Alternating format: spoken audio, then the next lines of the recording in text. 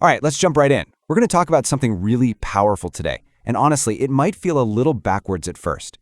What if the very way we've been taught to go after happiness or spiritual growth is actually the thing holding us back? We're going to look at the architecture of our own presence and figure out how we can shift from a life of always seeking to one of truly embodying. So let me start with a question for you, and just be honest with yourself for a second. Are you waiting for something?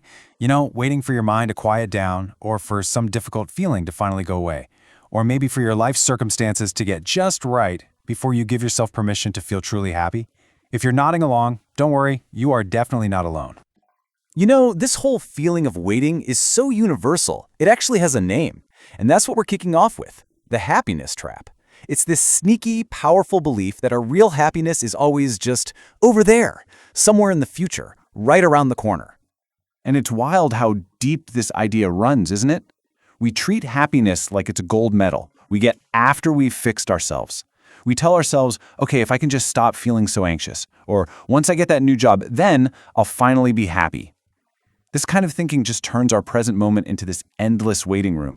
The source material has this fantastic term for it, ego bait. And this is brilliant, because even spiritual paths can become this kind of bait.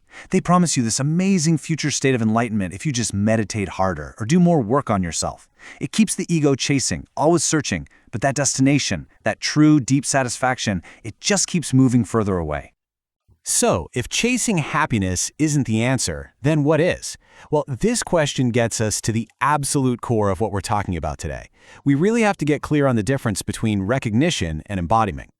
And here's the thing. The problem for most of us isn't a lack of insight.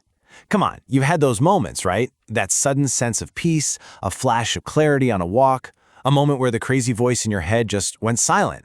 You recognize something deeper. But then real life comes crashing back in, and that feeling just, poof, it fades. The issue isn't seeing the truth, it's living it. Yeah, this slide just lays it out perfectly. Recognition, that's the glimpse. It's the aha moment. It's something you see. But embodiment, that's about integrating that truth so completely that it becomes something you are. It's moving from a cool idea to how you live your day-to-day life, especially when things get tough, when you're stressed out or feeling down. That's the real test. And since those tough times are where embodiment really counts, we have to totally rewire our relationship with them. This brings us to what might be the biggest mind shift in this whole explainer, the truth about suffering. I mean, from the time we're kids, we're basically trained to see feelings like sadness or anger or fear as problems we need to solve, right? We think the goal is to just get rid of them. The path to peace, or so we're told, is a path that's been completely cleared of all that messy emotional stuff. But just hang on a second and think about this. What if the real pain isn't the feeling itself, but our desperate, frantic fight against the feeling? What if our very attempt to escape is the thing that's actually trapping us? And boom, there it is. This quote is the whole game changer. It's telling us the problem isn't the anxiety, it's that we're rejecting the anxiety. It's not the sadness, it's our inner voice screaming that we shouldn't be sad. The feeling itself is just weather. It's our resistance that turns a little rain into a hurricane. And here's the really beautiful part. When you stop fighting it, when you actually turn toward that feeling with some genuine curiosity, like, what does this actually feel like? Where is it in my body? Without needing it to leave, something amazing happens. Its power over you just starts to melt away. You're no longer piling a second layer of suffering on top of the first. Okay, so once we start to change our relationship with suffering, it naturally helps us see this big, sometimes scary concept in a whole new light. So it's time we redefine enlightenment. Yeah, just forget any image you have of some person floating on a cloud in a state of constant bliss. Think about it this way instead. Enlightenment is just bringing the light of your awareness to all the stuff you've been avoiding your whole life. It's not about achieving some perfect state of mind. It's about becoming free from the need for your state of mind to be any different than it already is. So real, lasting freedom? It isn't found in a successful escape plan. It's found in having the courage to stay put. It's that deep, profound realization that you are big enough to hold any experience, any emotion, without it breaking you. Now that is real strength. Okay, so this all sounds good, but how do we actually do it? How do we put it into practice? Well, the path forward isn't about learning some complicated new system. It's actually more of an undoing. So let's look at how you can be free, right now. It really is this simple. First, you have to stop chasing that memory of that one time you felt super peaceful. That's just more seeking. Second, put away the measuring stick. Stop grading yourself on how present or spiritual you are. That's just the ego trying to take control again. And third, and this is the big one, when a tough feeling comes up, don't run. Go into it, meet it, get curious about it with a real sense of openness. And that, right there, is the heart of it all. That simple, courageous willingness to just meet your own experience exactly as it is. That's not being passive. It's the highest form of personal power. It's autonomy, it's maturity, it's what real freedom actually feels like. So, we'll end on this. And this isn't a quiz for your brain to figure out, it's a question for your heart. Just think about your own life, right now. What feeling, what situation, what part of yourself have you been pushing away? What experience are you willing, maybe for the very first time, to finally meet? Welcome to the debate. Today we are turning our attention to the internal architecture of the human experience. We're analyzing a really challenging text titled The Architecture of Presence, From Seeking to Embodiment. And, to be clear right from the start, this isn't some manual for relaxation or a guide on how to be a more chill person. It's a fundamental demolition of the whole structure of how we pursue happiness, freedom, and, well, what many call enlightenment. Yeah. It argues that the very engine we use to try and fix ourselves is the thing keeping us broken. It is a radical proposition. I mean, it's a text that looks at the high achiever, the dedicated meditator, the therapy goer, essentially anyone trying to better themselves, and tells them that their effort is actually the obstruction. We're wrestling with the paradox of seeking itself. Exactly. So the central question we're debating today is this. Does the path to true freedom require the complete abandonment of the search for a better state, or is that very search, that seeking mechanism, a necessary component of the maturity the text describes? Right. I'm taking the position that the text is correct in its absolute stance. Seeking is the primary obstacle. I'll argue that this ego bait, the promise of a better future, it just keeps us trapped, and that true autonomy only comes when we stop the attempt to change our experience. And I see why you think that, given the language and the material. But I come at it from a different way. I believe that the text call for embodiment and willingness, it inherently implies a process. You can't just tell a human being to stop trying and expect that to work. So I'm going to argue that what the text describes as embodiment requires a level of intentionality, grit, and, practice that looks, feels, and acts a lot like seeking. Simply telling someone to drop their defenses ignores the complexity of our psychology. Then let's get into the thick of it. The text opens with a premise that I find incredibly compelling because, well, it diagnoses a universal condition. It states that most people spend their entire lives waiting. We're waiting for thoughts to settle, for emotions to clear up, for circumstances to align. We have this subconscious rule running our operating system. I will allow myself to be happy or present once X changes. It's the if-then proposition of the psyche. If I get the promotion, then I'll relax. If my anxiety goes away, then I can meditate. If I resolve this conflict, then I can feel peace. Yeah. Precisely. And the text points out that spiritual traditions and the self-help industry often reinforce this. They promise enlightenment or peace as a future achievement. The text calls this ego bait, and I think that term is just brilliant.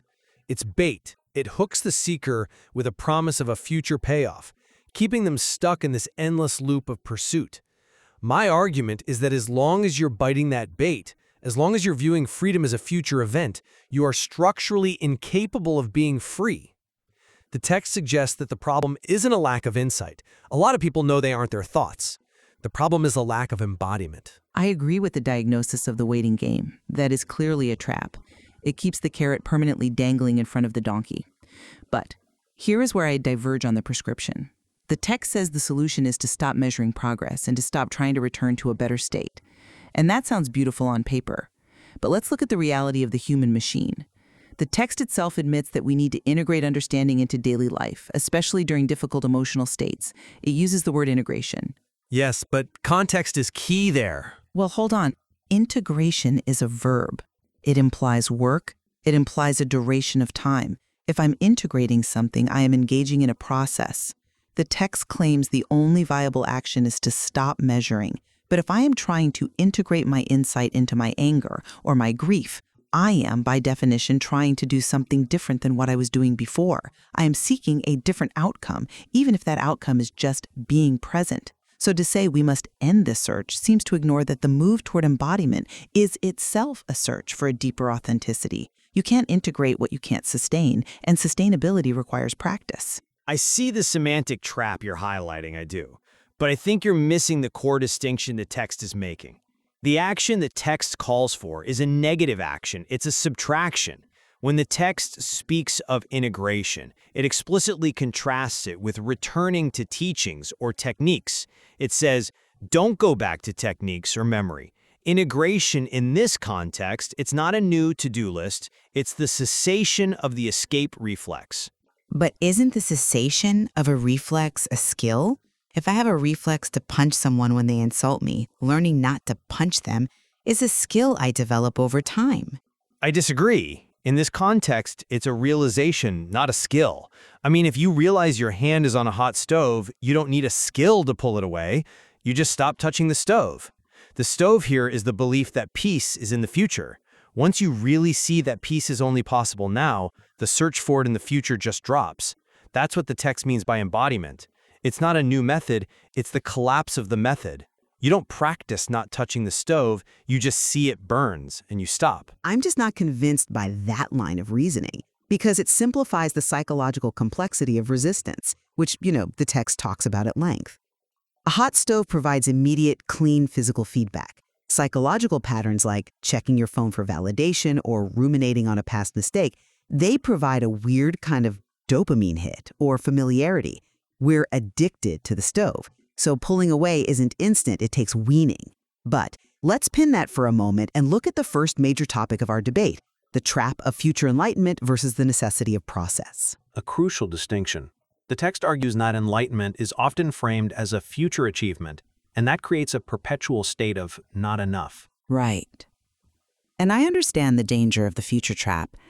However, the text makes a specific distinction between recognition, which it says many people have already had, and embodiment.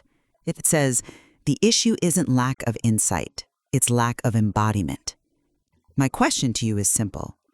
How does one move from recognition to embodiment without a process? If I recognize the truth today, that I am not my anxiety, but tomorrow I get swept away by a panic attack, there's a gap. Traversing that gap requires time, effort, and strategy. It requires a process. I would frame it differently. The text isn't suggesting you build a bridge from recognition to embodiment. It's suggesting that the bridge is the problem. The reason we aren't embodied is because we are trying to build a bridge to a future version of ourselves who is embodied. The text says, stop trying to return to a better state. The move to embodiment is a shift in orientation right now. It is the immediate refusal to believe that the present moment needs to be fixed. If you're building a bridge, you're saying, I'm not there yet. The text says, you are here. Wake up to here. But look at the language the text uses to describe the result of this. It uses words like autonomy and maturity. It says that willingness is autonomy, maturity, and real freedom. Maturity is by definition a developmental metric.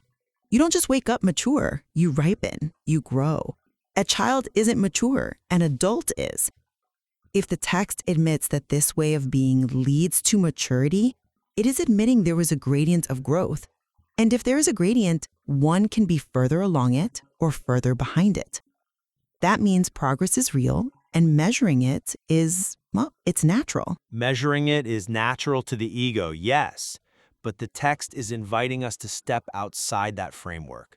Maturity, in this context, isn't about accumulating merit badges or spiritual experiences.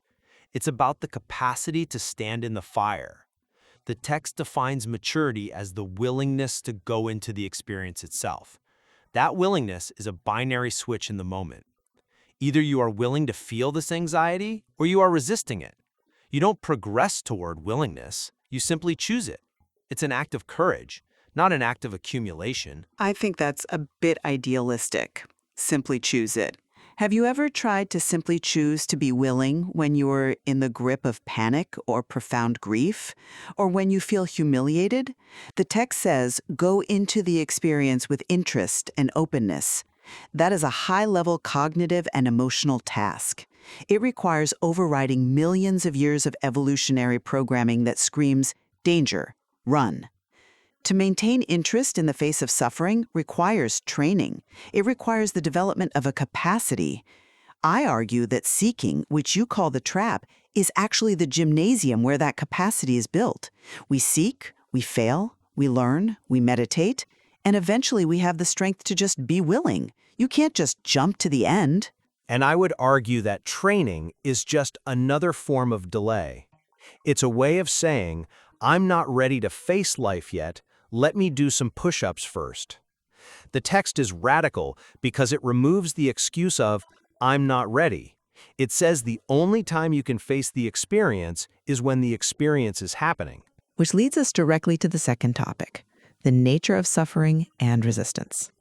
This is perhaps the most potent part of the source material, and the place where the rubber really meets the road. It is.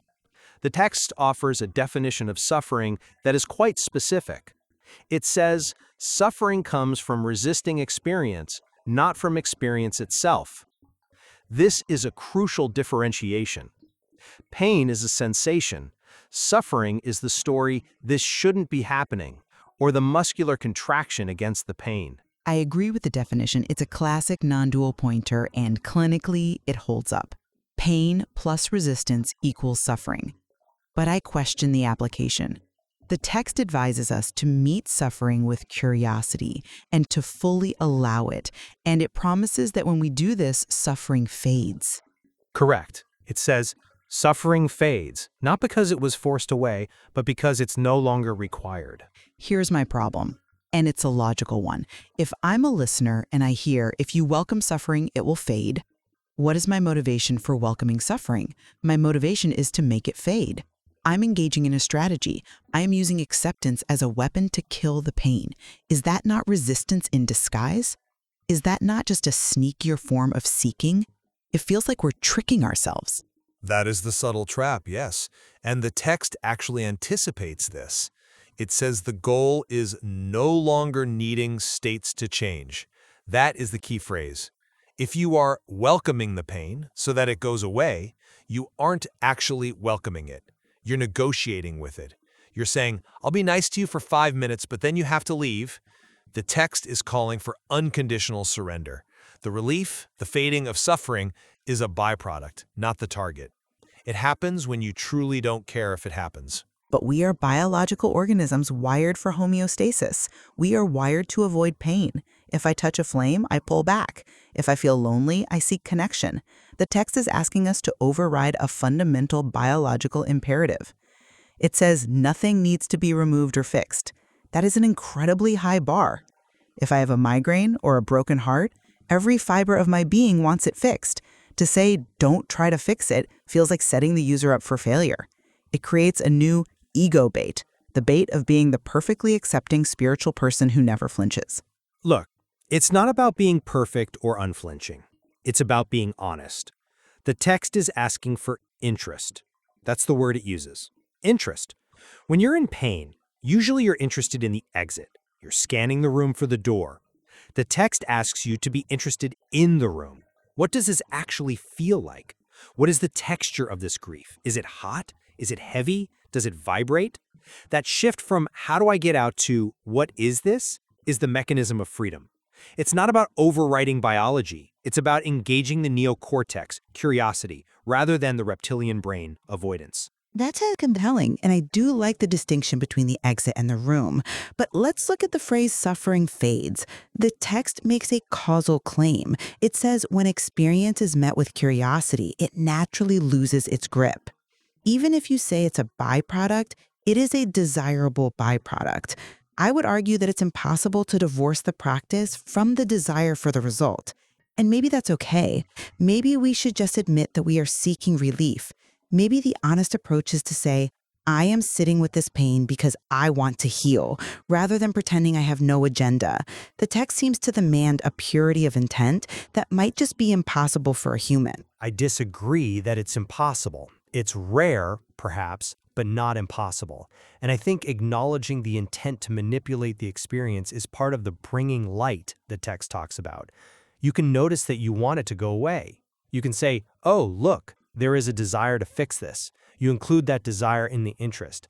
You don't have to be pure, you just have to be aware. Which brings us to our third topic, enlightenment as bringing light. The text reframes enlightenment entirely. It says it is bringing light to what was previously avoided, not achieving a new condition. This is the core of my argument against seeking. Seeking is about achieving a new condition, a condition where I'm happier, calmer, better. Bringing light is about exposure. It's about seeing what is actually here, including the part of me that desperately wants to run away. But distinguish for me, if you can, the difference between bringing light to something and trying to fix it. In therapy, in medicine, in almost every field, we bring light to a problem in order to fix it. We diagnose to cure. We shine a light on the infection to clean it out. So why is this different? Because in the internal landscape, the problem is usually created by the attempt to fix it. If I feel anxiety and I say, this is a problem I must fix, I add a layer of meta-anxiety about the anxiety. I've now doubled my suffering.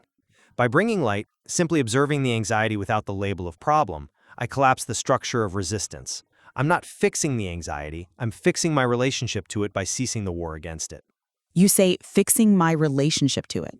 See, that word fixing creeps back in. It's hard to avoid the language of utility. We are utility-driven creatures. That's my whole point. The text advises stop trying to return to a better state. But the human drive to improve is not just a neurotic tick. It is the engine of civilization. It's the engine of survival. To ask someone to shut that off when looking at their own psyche, I worry it leads to passivity. If I'm depressed and I just bring light to it and stop trying to return to a better state, am I not in danger of just wallowing?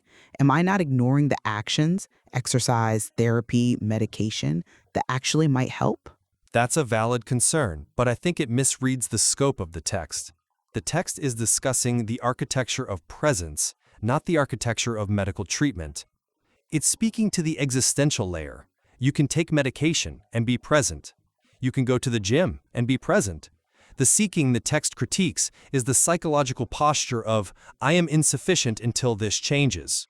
You can take action to improve your life, but if that action is fueled by self-rejection, it reinforces the trap.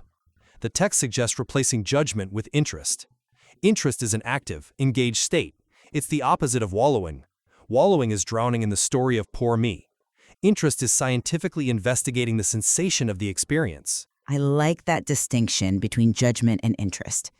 But I still contend that the text's directive to go into the experience itself is a method. It is a technique. It's a very sophisticated technique, sure, stripped of bells and whistles, but it is a directive on how to use one's attention. And therefore, the person applying it is a seeker. They are seeking truth through the method of direct experience. So why make seeking the villain? Why not just say seek better? Why not say seek reality instead of relief? Because seeking implies the object is elsewhere. Finding implies it is here, the text is saying. Stop looking for the glasses on your head. They are on your head. Stop searching the house. Just notice. But if I've forgotten they're on my head, I have to search my memory or look in the mirror to find them. That look in the mirror is the search. But once you see them, you don't keep looking, the text is saying. You have seen them. Stop looking. And I'm saying I keep forgetting I'm wearing them. And the process of remembering over and over, that is the path. I think we're circling the drain of the practical takeaway provided in the source material. Let's look at those final instructions. Stop measuring progress. When suffering appears, don't go back to memory. Go into the experience itself. It's the don't go back to memory part that really strikes me. Memory is how we learn. If I learned yesterday that taking a deep breath helps me not scream at my kids, relying on that memory is a good thing. Why would the text want us to abandon memory? Because relying on the memory of peace is not peace. The text is demanding a fresh contact with reality. It's saying, don't use yesterday's insight to solve today's pain. You have to be willing to be naked in the moment, without your arsenal of spiritual tools. That is why it calls this autonomy. You're standing on your own 2 feet, right now, not leaning on a past teacher, a past book, or a past experience. That is a terrifying definition of autonomy. It means every moment is a blank slate where you have to re-choose willingness. It means you accumulate nothing. Yes, that is why it's difficult, and that is why it is free. Because you are not carrying the baggage of the past. You are meeting the moment fresh. I suppose that is the crux of our disagreement. You see that blank slate as freedom from the burden of the past. I see it as a denial of the utility of wisdom we've accumulated. But I will concede this. The text's definition of enlightenment as bringing light to what was previously avoided is powerful. It shifts the metric from feeling good to feeling everything. Exactly. And that brings us to the conclusion of our debate. We should probably summarize where we stand on this paradox of seeking versus embodiment. I'll start. I maintain that while the end of seeking is a beautiful, poetic ideal, the text instructions are in practice a call to a new kind of seeking. It calls for curiosity, openness, and willingness. These are active verbs. They require effort, they require character. Embodiment is a dynamic process of engaging with life, not just a passive dropping of desire. I believe that honoring the seeker in us, the part that wants to grow, to integrate, to mature, is actually how we fulfill the text's promise.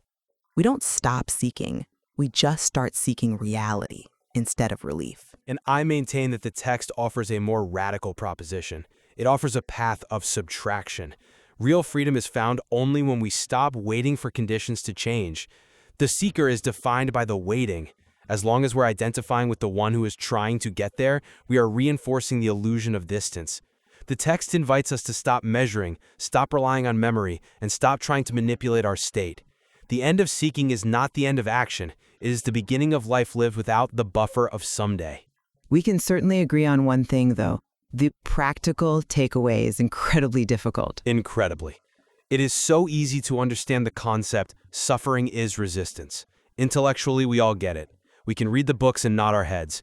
But to actually practice going into the experience when you are in the throes of heartbreak or financial panic or physical pain, that is where the rubber meets the road. It really challenges the listener to redefine the purpose of their inner life. The goal isn't to feel better. The goal is to get better at feeling.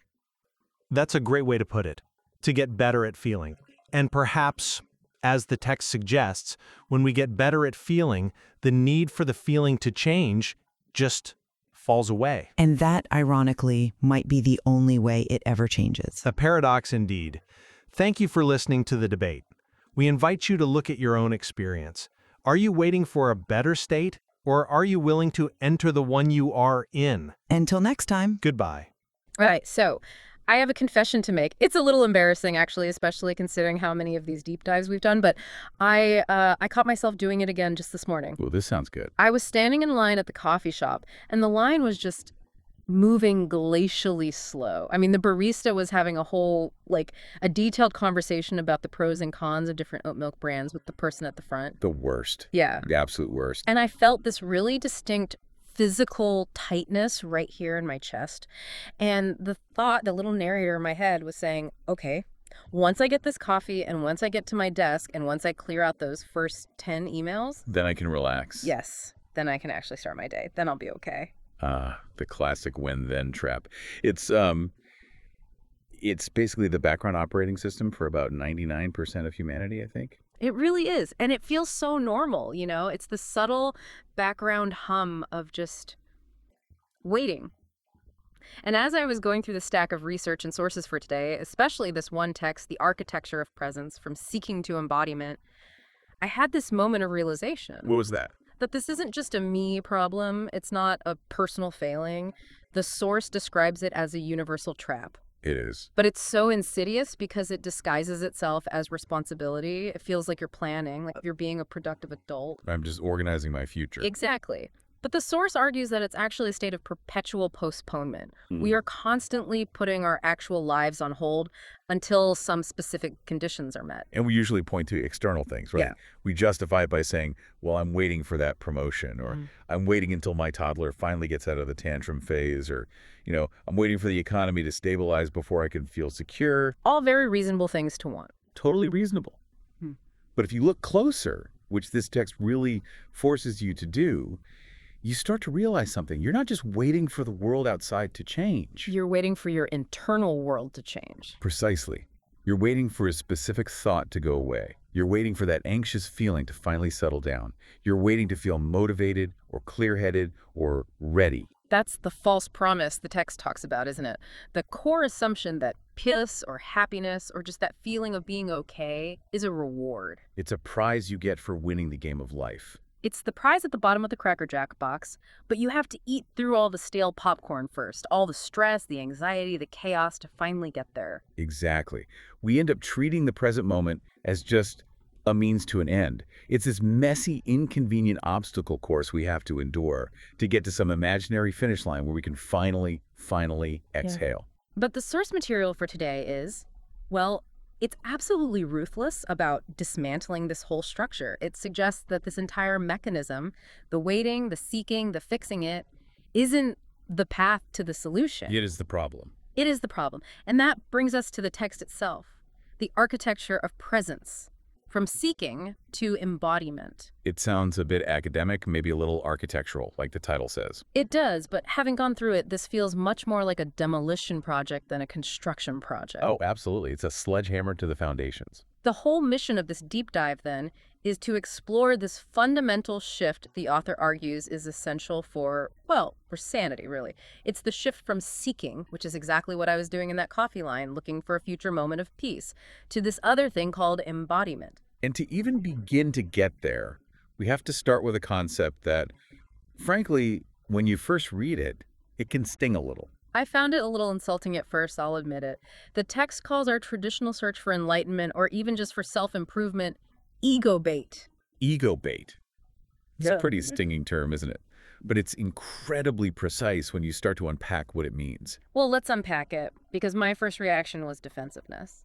I think of myself as a sincere person. If I buy a meditation book or if I try to be more mindful, I don't think of that as an ego trip. I think of that as me trying to be a better human being. How on earth is that ego bait? Okay, so think about how the ego functions at its most basic level. The ego, that persistent sense of I, the protagonist of your life story, it absolutely loves a project. It needs a job to do. It thrives on becoming. It loves the narrative of, I was this, but I'm working so hard to become that.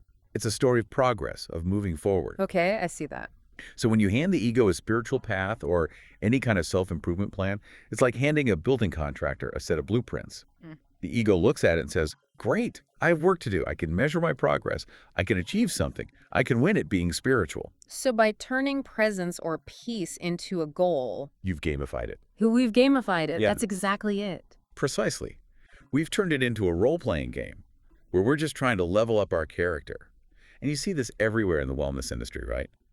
Meditate for 30 days straight and get a badge on the app. Or read these 10 books and you'll become a wise person. Exactly. And the text argues that even the most profound spiritual traditions, the really ancient, time-tested ones, can inadvertently become traps. How? Because they seem like the opposite of a trap. They become traps because they promise enlightenment as a future event, something you will attain later after you've done the work. And if it's in the future, then I have to do something now to get there. Right. And who is the one doing the getting? Who's the one on the path, striving and seeking? The seeker, the ego. The ego. The text explains that this promise of a future reward is incredibly motivating. It gets you out of bed to do yoga at 5 a.m. It makes you read the hard books. But it also keeps you stuck in an endless loop. Because the very mechanism of seeking is, by its own definition, a rejection of where you are right now. You can't search for something you believe you already have. It's impossible. So the very act of searching constantly confirms and strengthens the underlying belief that says, I don't have it yet, it's not here. It reminds me of that classic image of the donkey with the carrot on the stick dangling just in front of its nose. The donkey is running really, really hard. It's very motivated. But the whole structure of the stick and the string ensures the carrot is always 2 feet away. And this source is saying that the path itself can become the stick. That's a perfect analogy. And the ego loves the stick. It loves the chase. Because as long as that carrot is out there, the ego has a purpose. Its identity is, I am the chaser of the carrot.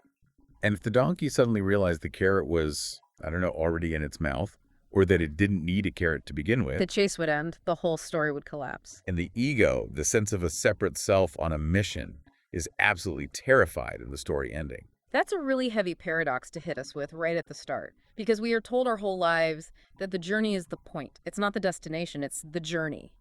But this source is basically saying, no, focusing on the journey is just a very fancy, spiritual-sounding way of saying you aren't here yet.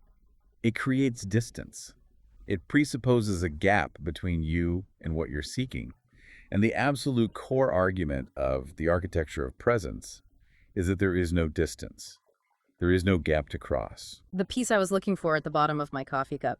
It was available to you while you were standing in that slow-moving line feeling annoyed. Yeah. But because your mind was busy projecting a future scenario of relief, you completely missed the actual reality of the present. Okay, but I want to push back on this a little, because that sounds really nice in theory. It sounds great to say there is no distance, but it sure feels like there's a distance. Of course it does. I mean, if I'm feeling anxious and miserable and I want to feel calm and happy, that feels like a massive gap. It feels like I'm on one side of the Grand Canyon and peace is on the other. If I just stop seeking, don't I just stay anxious and miserable? That is the million-dollar question, isn't it? Okay. And that's exactly what brings us to the first major critical distinction that the text makes. It separates the idea of insight or recognition from the idea of embodiment. Okay. Because you're absolutely right. Just knowing this stuff intellectually, just hearing us talk about it, doesn't automatically stop the anxiety. There's another step. All right, so let's get into that. Segment 1, recognition versus embodiment. The source makes a claim right off the bat that I found really interesting about our modern world. It says that for most people today, lack of insight isn't actually the problem anymore. It's a fascinating and I think very accurate observation. You know, if you go back 500 or 1,000 years, if you wanted to learn about non-duality or the nature of the self, you had to walk across a continent, find a guru in a cave, and maybe sweep floors for 10 years before they'd whisper a secret in your ear. Right. The information was scarce. Highly scarce. Today, you can download 20 audiobooks on the topic while you're commuting to work. The intellectual understanding, the map, is ubiquitous. It's everywhere. But the text says it's not just intellectual, right? It talks about something called spontaneous recognition. Yes. And this is so crucial to the whole argument. The author suggests that many, many people, and probably a lot of people listening to us right now, have actually seen the truth of their nature directly. They've had the glimpse. Okay, let's define the glimpse, because that sounds very mystical and special, but the text seems to suggest it can be almost mundane. It can be totally mundane. It doesn't have to be a flash of light. It's simply that moment where the self-referential noise just cuts out for a second. The constant inner monologue of me and my story goes quiet. Can you give an example? Sure. Maybe you're watching a beautiful sunset, or you're completely absorbed in a piece of music, or you're in the middle of a really intense athletic performance. You're in the zone. Sometimes it even happens during a crisis when there's no time to think. And in those moments? In those moments, the narrative of me just drops away. And there's just awareness. There's just the seeing of the sunset. There's just the hearing of the music. And in that moment, there's no problem. There's no conflict. There's no waiting.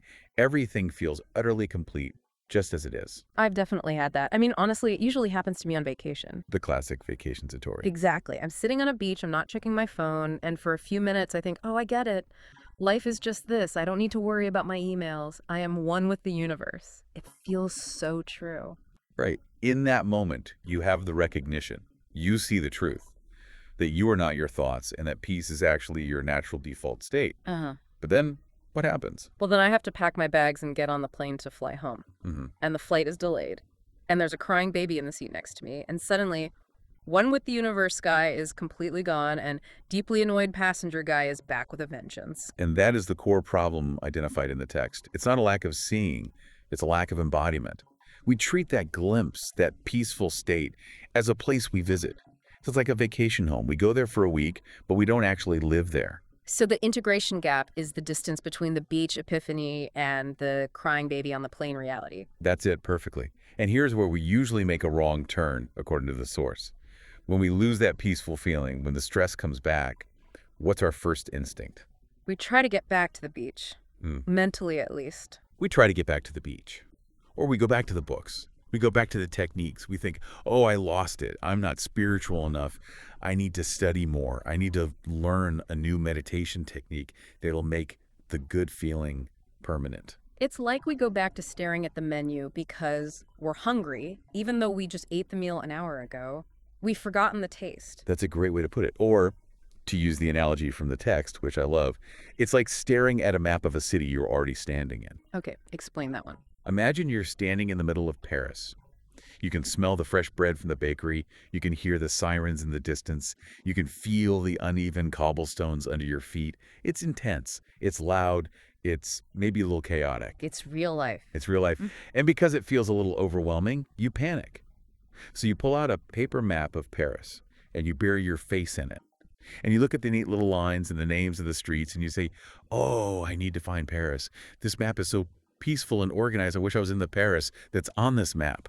Meanwhile, you're literally getting bumped into by actual Parisians as you stand there staring at the map. Exactly. We prefer the map, the concept, the memory, the teaching, because the map is safe. The map is abstract. It's clean. Embodiment is the territory itself. And the territory is messy. It's unpredictable. And the source makes a very specific and kind of challenging point here. It says that this integration, this closing of the gap, it doesn't happen in the easy moments. No. Yeah. It's easy to be a Buddha in a bubble bath. Yeah. That doesn't prove anything. Yeah. The integration gap can only be closed within what the text calls difficult emotional states. I feel like that's the fine print they don't tell you when you sign up for the spiritual journey, warning. The efficacy of this product will not be verified until you are incredibly upset. It's the stress test, isn't it? If your hard-won spirituality or your sense of peace completely blows away the moment you get a rude email from your boss, then it wasn't embodiment. It was just a temporary state change. It was a nice weather pattern that is now past. And the text argues that we have a habit of using our glimpses, our spiritual memories, as an escape.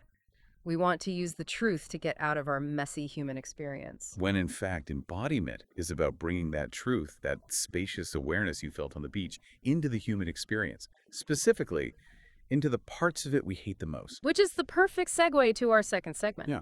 Because if we are going to learn how to bring presence into the parts of life we hate, the anxiety, the anger, the grief, we have to completely redefine our relationship with suffering.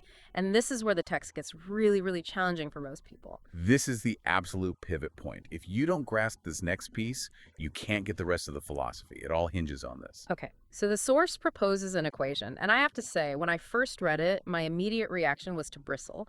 The equation is this: suffering equals experience plus resistance. It's a classic formula in many traditions. But let's really break it down, maybe even look at the biology of it. We are wired for survival. If you touch a hot stove, your nervous system sends a powerful signal. You resist. You pull your hand back instantly. That immediate sensation is pain. Right. Pain is a physical signal. It says damage is occurring. Pay attention. Exactly. Pain is inevitable. If I slam my hand in a car door, it is going to hurt. The text isn't trying to say that I can mindfulness my way out of a broken bone. That would be absurd. No. Pain is the raw data. It's the pure sensation. But suffering, as it's defined in these contexts, is what the mind does with the pain after it hits. It's the story we layer on top of it. It's the narrative. It's the narrative. It's the, why did this happen to me? I'm such an idiot for slamming the door. This is going to ruin my whole week. It's not fair. I can't believe this. It's the mental and emotional contraction around the raw sensation of pain. So if we complete the equation, experience plus acceptance equals just experience. But experience plus resistance equals suffering. Yes. And we need to be really careful with that word acceptance. Because people hear that and they immediately think it means being a doormat or being passive. Yeah, that's my immediate worry. If I'm in a toxic relationship or if I'm being mistreated at my job, isn't acceptance just a fancy word for rolling over and letting it happen? That's a crucial and very important distinction. Acceptance in this context does not mean this situation is good or I won't take action to change this situation. It means accepting the reality that this moment is happening. Okay. You can't change a moment that has already arrived. You can't argue with what is. If you're feeling angry, the reality is that you are angry. Resisting the anger by telling yourself, I shouldn't be angry, spiritual people don't get angry, that doesn't make the anger go away. It just adds a second layer of shame and tension right on top of the anger you were already feeling. That's the second arrow. I remember reading about that concept in the supplemental notes. The Buddha says the first arrow is the painful event itself. That's unavoidable. The second arrow is our reaction to it. And we are the ones shooting the second arrow into ourselves. Every time. And often the third, fourth, and fifth arrow as well. The text we're looking at today calls this the enemy fallacy. We are conditioned to treat unpleasant internal states as enemies. We think anxiety is the bad guy. I need to declare war on it and defeat it. But think about the mechanics of war. To fight something, you have to be tense. You have to be vigilant. You have to be constantly engaged with the enemy you're trying to destroy. So by fighting the anxiety, we are actually keeping it close. Wow. We're locking it in this intimate, violent wrestle. You're feeding it your attention. You're giving it your energy.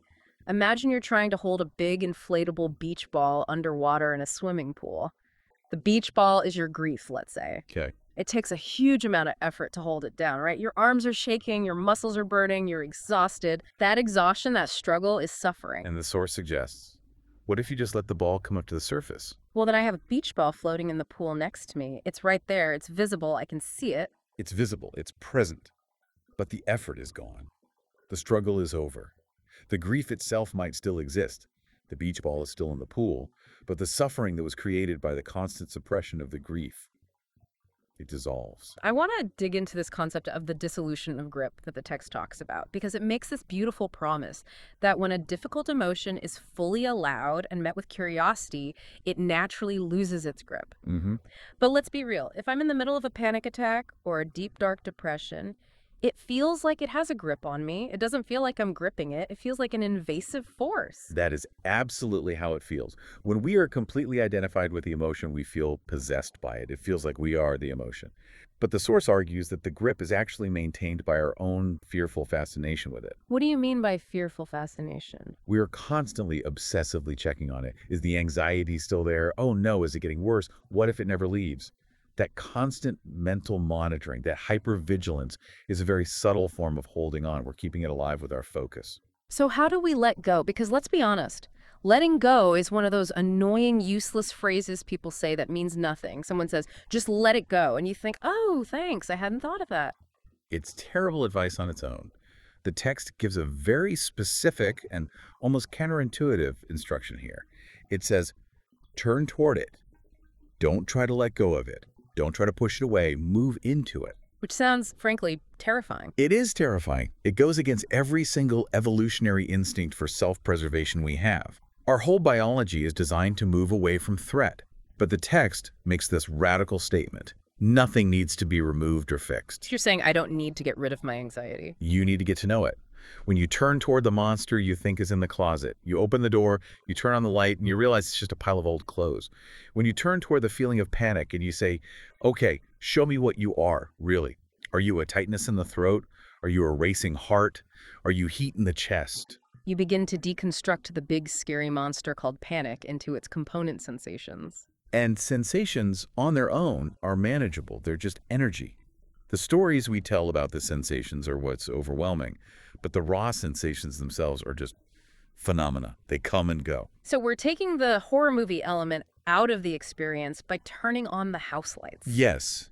And that brings us to the definition of enlightenment in this text, which I think is just beautiful and so practical. It's not about floating on a cloud or achieving some state of permanent bliss. What is it, then? It is simply bringing light to what was previously avoided. That's it. That's a radical reframe. It really is. Because the pop culture levitating monk version of enlightenment is all about purity. You know, no bad thoughts, no anger, no messy feelings, just bliss. A completely sanitized human experience. But this version sounds like, well, it sounds like being a fully functioning, emotionally mature adult. Is the definition of ultimate maturity. The levitating monk ideal is actually a very childish fantasy if you think about it. It's a deep wish for a parent figure god or the universe or some teaching to come and take away all the boo-boos and make everything okay. Whereas embodiment is saying, Embodiment is saying, I am the space in which all this happens. I am big enough to hold the joy, and I'm also big enough to hold the terror. Neither will destroy me. That's the no escape clause. I love this part of the outline we made. You don't become free by escaping certain states of mind. You become free by no longer needing those states to change. That is the superpower. That is the whole game. Think about it. If your personal well-being depends on the weather being sunny every day, you are a complete victim of the atmosphere. You wake up, you look out the window, and your day's happiness is decided for you. You've given all your power away to the clouds. But if you are okay with rain, if you're okay with snow, if you're okay with sun, then you are free. You can have a good day no matter what the weather is doing. You're weatherproof. You're emotionally weatherproof. And the relief that comes from that is just immense. Because, let's face it, the project of trying to constantly curate and control your own mind is exhausting. It's a full-time job. A terrible one. Oh, no. A sad thought just came in. Quick, think 3 happy thoughts to counteract it. Oh no, I'm feeling jealous. Quick, I need to do a loving kindness meditation to fix it. It's like being the bouncer at the nightclub of your own brain. And it's a terrible club because all the rowdy guests are trying to get in anyway, and you spend all your energy at the door. And the source says, fire the bouncer. Open the doors. Let everyone in. Because what you find is that the rowdy guests, the anger, the fear, the grief, they only start to trash the place when you try to violently kick them out. When they're met with resistance. Yes. When you just say, come in, sit down, I see you, have a drink, they usually just settle down on their own. They just wanted to be acknowledged. That leads directly to this idea of welcome versus force. The text says that suffering fades not because you force it away, but because it is no longer required. What does that mean, no longer required? It implies that our emotions have a purpose. Why do we have these feelings in the first place? They are messengers. Fear is a messenger that says, hey, pay attention, check for danger. Sadness is a messenger that says, you've experienced a loss, take time to process this. And if we ignore the messenger... If you resist the message, if you slam the door in the messenger's face, they don't just go away, they yell louder, they start banging on the door. The feeling intensifies. But if you open the door, take the letter and say, okay, I hear you. I see the potential danger. I feel the loss. The messenger has done its job. It's delivered the news. It can leave. So we aren't fixing ourselves. We aren't getting rid of bad parts. We are just listening. We are listening with the whole body. We are learning to metabolize our life experiences instead of constantly choking on them. Okay, I'm bought in. I'm sold on the philosophy. But I can hear the listeners and, frankly, my own skeptical brain saying, this all sounds wonderful on a deep dive. This is great theory, but how do I actually do this at 2 p.m. on a Tuesday when I'm completely overwhelmed and my boss is yelling at me? The practical application. We need to get practical. Segment 4 is all about the how-to. What are the actual instructions? And the source is very, very directive here. It's not vague. It's almost military in its commands. It's very clear. All right, let's break down command number 1. Stop the search. This goes right back to the ego bait idea we started with. The source says, first and foremost, you have to stop trying to return to a better state you remember from the past. You know that feeling, right? You've had a really good day or a really deep meditation, and then the next day you feel crappy. Yes. And you spend the entire day trying to recreate the exact conditions of the good day. Okay, yesterday I drank the same tea, I sat in the same chair, I listened to the same piece of music. I need to do it all again to get the feeling back. That is a trap. The text is very clear on this. You are chasing a memory. A memory is a ghost. It's not real anymore. You are actively rejecting the actual reality of Tuesday because you're obsessed with the memory of Monday. And the command is? Stop. Drop the comparison. If Tuesday is chaotic and messy, then the work is to be fully in the chaos of Tuesday. Don't try to overlay Monday's peace onto Tuesday's reality. It won't fit. That's hard, though, because Monday was so nice. It was, and it's gone. Ouch. Okay, that's a tough one. Command number 2. Stop measuring progress. This is the one that really trips up the high achievers, the people who are used to succeeding in other areas of their life. We want to track our enlightenment on a spreadsheet. Am I 10% more present than I was last month? My reactivity is down 15% this quarter. Exactly. Why is that bad? Measurement is how we improve at everything else in life, from business to fitness. Because the entity that is doing the measuring is the ego. It's the judge. To measure yourself, you have to split yourself in two. There's the you who is living and the you who is standing on the bank of the river of life, grading your performance. That was a B- reaction to that traffic jam. Could have been more spacious. As soon as you are judging, you are not embodied. You are in your head thinking about your experience. You've gone right back to staring at the map instead of being in the city. It's just another form of seeking. Am I there yet? So, if we aren't searching for a past state, and we aren't measuring our progress toward a future state, what in the world are we doing when the shit hits the fan? The source gives a very specific method it calls going in. This is the core practice. This is the how. And I want to be very precise here because it can sound a bit vague if you're not careful. When the text says go in, it does not mean think about your feelings. Right. This isn't psychoanalysis. This is not about figuring out my mother didn't hug me enough and that's why I feel this way. Exactly. Not at all. When the suffering arises, let's use that knot of anxiety in your stomach as an example. The instruction is to first drop the label anxiety. Forget the word, forget the story about why it's there, and then direct your full, undivided attention purely to the physical sensation itself. Treat it like raw data. Yes. Become a scientist of your inner world. Interrogate the physical data. Where are the precise edges of the sensation? Is it in the dead center of the stomach, or is it more in the solar plexus? Is it hot, or is it cold? Is it vibrating, or is it still and dense? Is it heavy, or is it light? Does it have a texture? Is it like a solid rock, or is it more like smoke? And we do this with what kind of attitude? Because I can interrogate it with hatred. Get out of here, you hot, heavy rock. That wouldn't work. That's just resistance in a different costume. The text is very specific. It calls for an attitude of interest and openness, genuine curiosity. But not just tolerating it. No, not gritting your teeth and bearing it.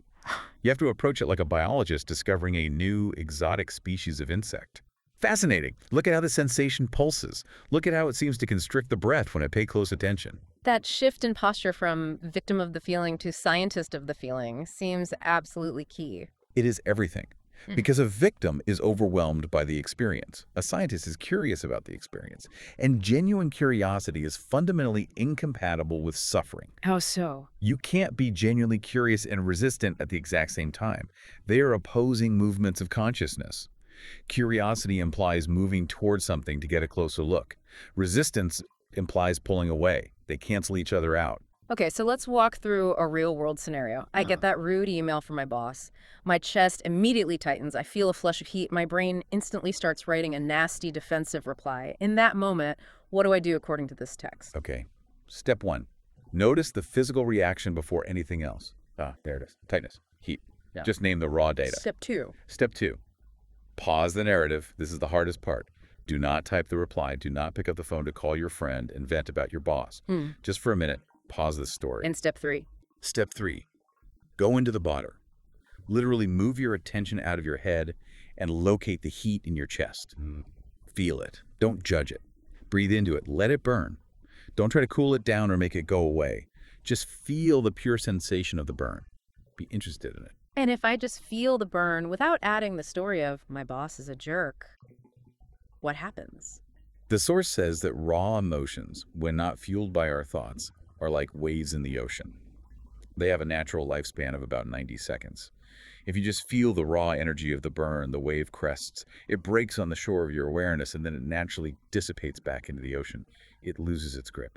And what we're left with when we practice this over time, according to the text, are 3 specific traits: autonomy, maturity, and real freedom. Let's start with autonomy. That one is huge for me.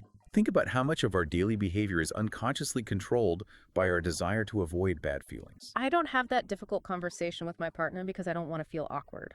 I don't apply for that new job because I don't want to feel the sting of potential failure or rejection. We are basically puppets, and our aversion to certain emotions pulls all the strings. But if I'm willing to feel awkward, if I'm willing to feel the sensation of failure, then the strings are cut. You are autonomous. You can make decisions based on your values and what's actually required in a situation, regardless of how it might make you feel. That is true power. And the second trait, maturity. Maturity, in this context, is simply the willingness to align with reality as it is, not as we wish it would be. Children throw tantrums when reality doesn't match their desires. They scream at the rain. An adult gets an umbrella. An adult works with reality. Embodiment is the ultimate act of growing up. It's saying this is what is happening right now, inside and out. I'm not going to waste my energy arguing with the universe. And finally, real freedom. We usually think of freedom as freedom from. Freedom from debt, freedom from pain, freedom from annoyance. Freedom from the crying baby on the plane. Right. But the text argues that freedom from is always fragile. It's conditional. You can lose your money, you can get sick, the baby can start crying again. Real freedom is the freedom to. The freedom to what? The freedom to be with whatever arises, pleasant or unpleasant. It's the deep, unshakable confidence that no matter what life throws at you, grief, loss, fear, confusion, you have the internal architecture, the presence to hold it. You don't have to break, you don't have to rend. That is a hell of a promise. It really shifts the goalposts completely, doesn't it? We aren't trying to build a perfect, curated life where nothing bad ever happens. Which is an impossible and exhausting task. We're building a perfect capacity to handle a normal, messy life where things inevitably go wrong. Exactly. We aren't trying to control the ocean, we're just learning how to swim. I want to wrap up our deep dive with a thought that has been nagging at me since I first read the introduction to this text. It's about that seeker we talked about at the beginning. You know, the part of us that loves the journey, that loves the books and the podcasts and the feeling of progress. And we've kind of framed the seeker as a bit of a trap throughout this conversation. A necessary trap, maybe, for a time, but a trap nonetheless. But I want to pose a provocative question, both to you and to everyone listening, and maybe mostly to myself. If the seeker is defined by the search for something else, for something that isn't here, could the act of seeking itself actually be a kind of sophisticated defense mechanism? Say more about what you mean by that. Well, think about it. As long as I am seeking, my focus is on the future. I'm focused on the goal, the enlightened state. And if all my energy and attention is focused on there, You don't have to look at what's here. I don't have to look at here. I don't have to feel the raw, unfiltered vulnerability of simply being a flawed, mortal, often confused human being right now in this moment. It could be the ultimate distraction. The grand spiritual search for God or truth or enlightenment could be the greatest and most noble-sounding place to hide from yourself. Because if I ever actually found it, if the donkey caught the carrot, I'd have to stop running. And I think deep down, a lot of us are terrified of what happens when we finally stop running. We are. Because in the silence that comes with stopping, we finally have to meet ourselves without a project and without a goal. And for the ego, that is the most intimidating meeting of all. But as the architecture of presence so powerfully suggests, it's also the only meeting that truly matters. The only one. This has been heavy, but a good kind of heavy, like a weighted blanket. I like that. A weighted blanket for the soul. Thank you for unpacking all of this with me. I think I'm going to go find a really long line to stand in somewhere and practice being interested in feeling annoyed. Report back on the data you collect. Will do. And to everyone listening, maybe the invitation is to stop waiting. You're already here. We'll see you in the next deep dive.